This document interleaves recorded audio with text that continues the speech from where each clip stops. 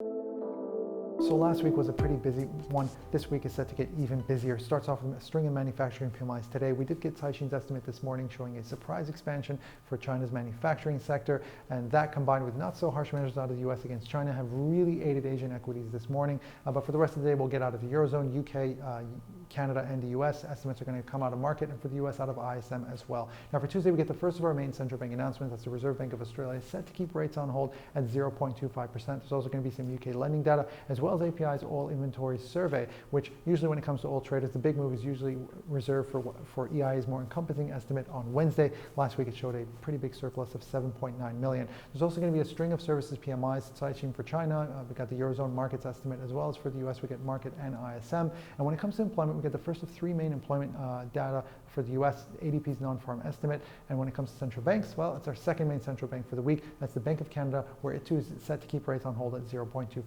But when it comes to monetary policy announcements for the week, the big one's really going to be on Thursday with the European Central Bank. And that's because it's expected to increase asset purchases sizably. So expect the euro to get volatile on Thursday, depending on the outcome. And when it comes to the US, we get our second main employment item, and that's unemployment claims. Last week, the increase took the total over the past 10 readings to over 40 million, even if continuous claims did drop. Now, on Friday, it's the big one, non-farm payrolls.